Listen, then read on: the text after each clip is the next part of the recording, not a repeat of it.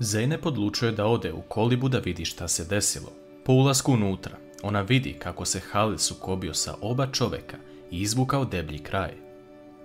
U jednom trenutku, jedan od ta dva čoveka uzima Zeynep uz sebe i govori Halilu da spusti oruđe. Drugi čovek beži, a Halil uradi sve kako bi spasio Zeynep.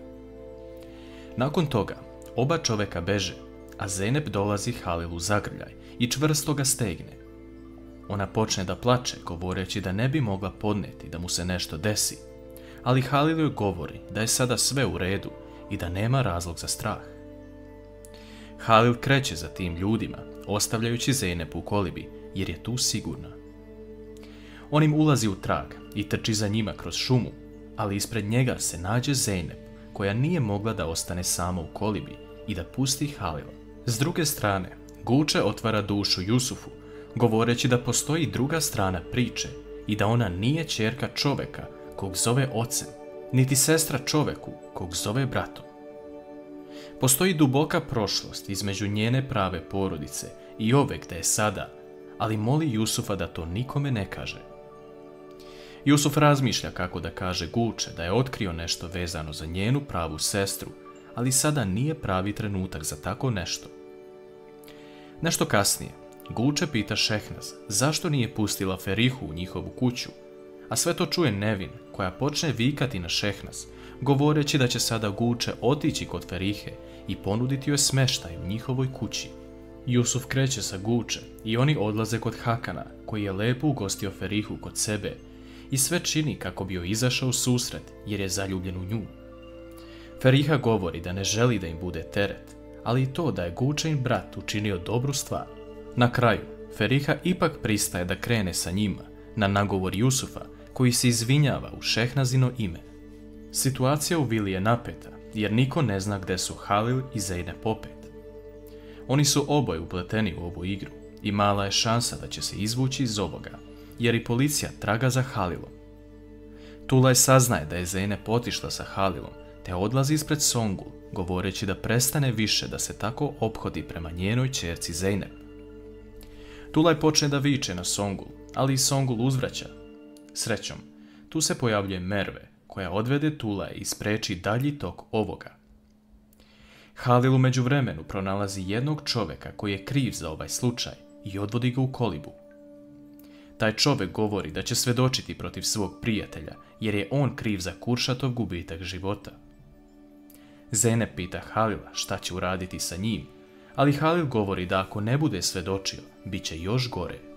Nešto kasnije, Halil odvodi čoveka pored drveta i stavlja mu torbu sa novcem u ruke, ali da on nazove svog prijatelja i namami ga da dođe na to mesto, dok će Halil sve posmatrati.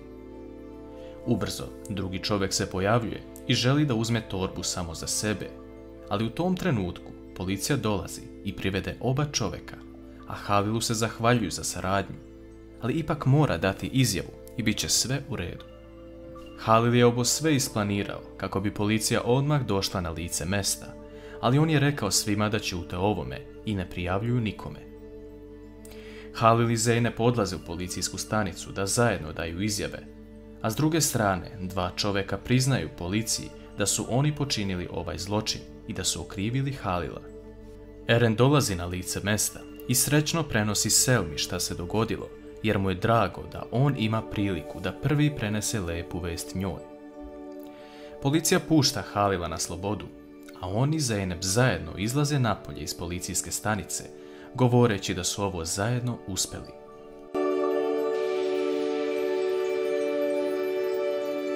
Halil i Zeynep dolaze pred kapiju vile. Halil se zbunjeno zahvaljuje Zeynep, jer su ovo sve zajedno učinili, ali on ne želi da se prepusti svojim emocijama.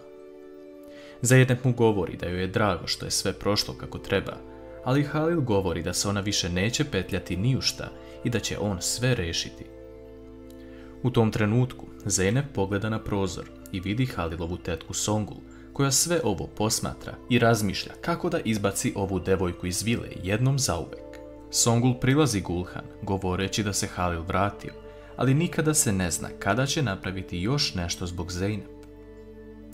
Halil nailazi prvo na Tekina, koji govori da je Gulhan loše i da se tek oporavlja od svega, jer je morala da pije jaku terapiju zbog ovoga.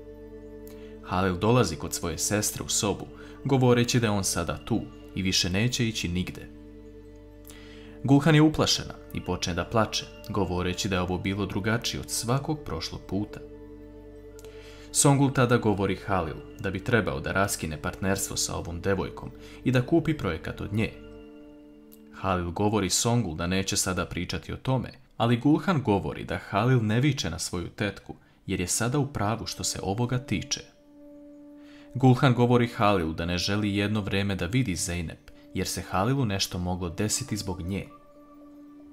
Zeynep odlazi kod svoje porodice i svi su srećni što je vide.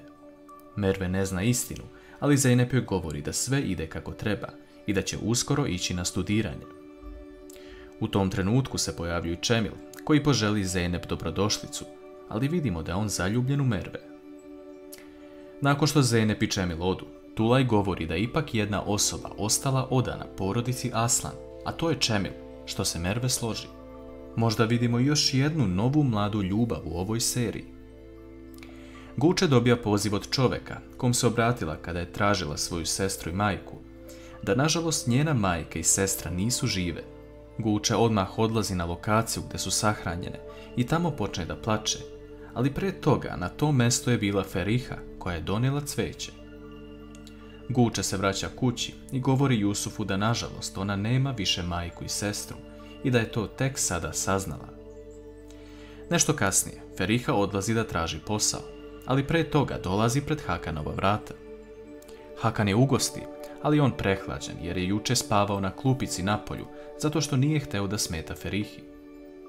Ona se pobrine za njega i vidimo kako njih dvoje imaju sve lepši odnos.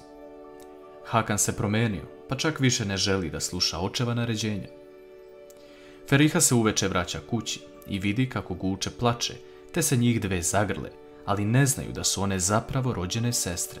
Eren dolazi u vilu uveče, kako bi preneo šta se sve desilo u policiji i da je urađen izviđaj, te da se potvrdilo da su Kuršatovi ljudi krivi za ovu situaciju i da je sada Halil konačno slobodan čovek.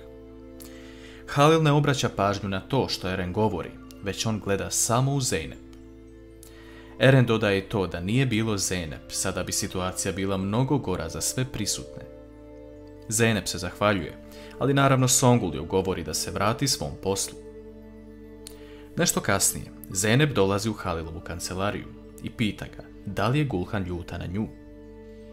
Halil govori da je Gulhan malo uplašena zbog situacije koja se desila, ali Zeynep odgovara da joj je Gulhan dragocena i neće joj smetati neki period. Sutradan ujutru, Zeynep nailazi na Gulhan u hodniku i govori joj kako razume da joj je Halil važan. Gulhan govori da nema potrebe da se zamara sa pričanjem i da je sada sve prošlo.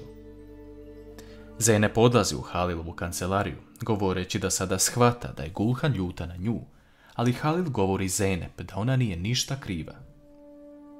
Gulhan kasnije dolazi u Halilovu kancelariju jer je dobro razmislila o svemu. Ona mu govori da nije dobro jer se boji da će ga izgubiti, kao što su izgubili roditelje, i da nikada ne zna šta će se sutra desiti. Gulhan navodi to da je uvek bila za to da porodica Slanli ostane u vili, ali da više ne misli tako. Ona zahteva od Halila da ih pošalje negde odavde, jer ne želi više da budu u njihovoj blizini. Koju će stranu Halil odabrati, sestrinu ili Zeynepinu?